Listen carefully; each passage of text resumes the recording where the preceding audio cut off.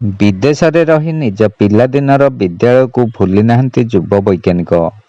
ନୟାଗଡ଼ ଜିଲ୍ଲା ଓଡ଼ଗାଁ ବ୍ଲକ ଦରପଦା ଗ୍ରାମର ସ୍ୱର୍ଗତ ପାଣ୍ଡବ ପାତ୍ରଙ୍କ ପୁତ୍ର ବିରଞ୍ଚି ନାରାୟଣ ପାତ୍ର ପ୍ରଥମେ ଅଷ୍ଟ୍ରେଲିଆରେ ବୈଜ୍ଞାନିକ ଭାବରେ ଅବସ୍ଥାପିତ ହୋଇ ଏବେ ଆମେରିକାରେ ବୈଜ୍ଞାନିକ ଭାବରେ କାର୍ଯ୍ୟରତ।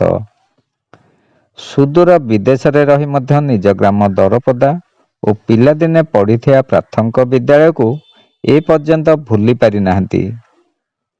ପିଲାଦିନେ ପାଠ ପଢ଼ିଥିବା ପ୍ରାଥମିକ ବିଦ୍ୟାଳୟକୁ ଲକ୍ଷାଧିକ ଟଙ୍କା ଦାନ କରି ତାର କଳେବର ଓ ପରିବେଶକୁ ସମ୍ପୂର୍ଣ୍ଣ ଭାବରେ ଉନ୍ନତି କରିପାରିଛନ୍ତି।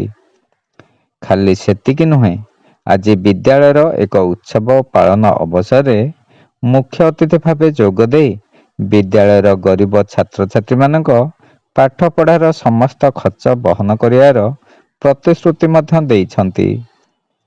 ଆଜିର ଉତ୍ସବ ବିଦ୍ୟାଳୟର ପ୍ରଧାନ ଶିକ୍ଷକ ହେମନ୍ତ କୁମାର ମିଶ୍ରଙ୍କ ତତ୍ତ୍ୱାବଧାନରେ ପ୍ରାକ୍ତନ ଶିକ୍ଷକ ନେତା ତଥା ବରିଷ୍ଠ ସାମ୍ବାଦିକ ଦୀନବନ୍ଧୁ ମହାପାତ୍ରଙ୍କ ଅଧ୍ୟକ୍ଷତାରେ ଅନୁଷ୍ଠିତ ହୋଇଥିବା ବେଳେ ମୁଖ୍ୟ ଅତିଥି ବୈଜ୍ଞାନିକ ବିରଞ୍ଚି ନାରାୟଣ ପାତ୍ର, ସମ୍ମାନିତ ଅତିଥି ଭାବରେ ନୟାଗଡ଼ ଜିଲ୍ଲା ପ୍ରାଥମିକ ଶିକ୍ଷକ ସଂଘ ସମ୍ପାଦକ ଭକ୍ତରଞ୍ଜନ ମିଶ୍ର, ପ୍ରାକ୍ତନ ଶିକ୍ଷକ ନେତା ତଥା ସାମ୍ବାଦିକ ରାମକୃଷ୍ଣ ପରିଡ଼ା, ପ୍ରାକ୍ତନ ଶିକ୍ଷକ ଗିରୀଶ ଚନ୍ଦ୍ର ମିଶ୍ର, ବିଦ୍ୟାଳୟ ପରିଚାଳନା ସଭାପତି ବାନାମ୍ବର ଦାସ ଓ ବରିଷ୍ଠ ନାଗରିକ ବିଦ୍ୟାଧର ପାତ୍ର ଉପସ୍ଥିତ ରହିଥିଲେ।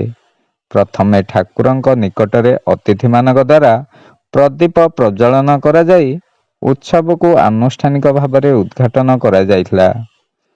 ବିଦ୍ୟାଳୟ ଛାତ୍ରୀମାନଙ୍କ ଦ୍ୱାରା ସ୍ୱାଗତ ସଙ୍ଗୀତ ଗାନ ସହିତ ପ୍ରଧାନ ଶିକ୍ଷକ ହେମନ୍ତ କୁମାର ମିଶ୍ର ଅତିଥି ପରିଚୟ ପ୍ରଦାନ ସହିତ ଅତିଥିମାନଙ୍କୁ ଉତ୍ତରୀୟ ଓ ପୁଷ୍ପଗୁଚ୍ଛ ଦେଇ ସମ୍ବର୍ଦ୍ଧିତ କରାଯାଇଥିଲା। ବିଦ୍ୟାଳୟକୁ ଆସି ତାର ଉନ୍ନତି ପାଇଁ ମନୋନିବେଶ କରୁଥିବାରୁ ଅତିଥିମାନେ ଯୁବ ବୈଜ୍ଞାନିକଙ୍କ ଭୂରି ଭୂରି ପ୍ରଶଂସା କରିଥିଲେ।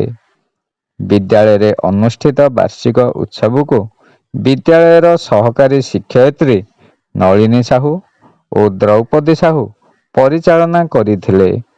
ବିଭିନ୍ନ ପ୍ରତିଯୋଗିତା କରାଯାଇ ସଫଳ ଛାତ୍ରଛାତ୍ରୀମାନଙ୍କୁ ଅତିଥିମାନଙ୍କ ଦ୍ୱାରା ପ୍ରଶଂସାପତ୍ର ଓ ଟ୍ରଫି ପ୍ରଦାନ କରାଯାଇଥିଲା। ଶିବନାରାୟଣ ଦାସଙ୍କ ରିପୋର୍ଟ, ଖଣ୍ଡପଡ଼ା ବାର୍ତ୍ତା।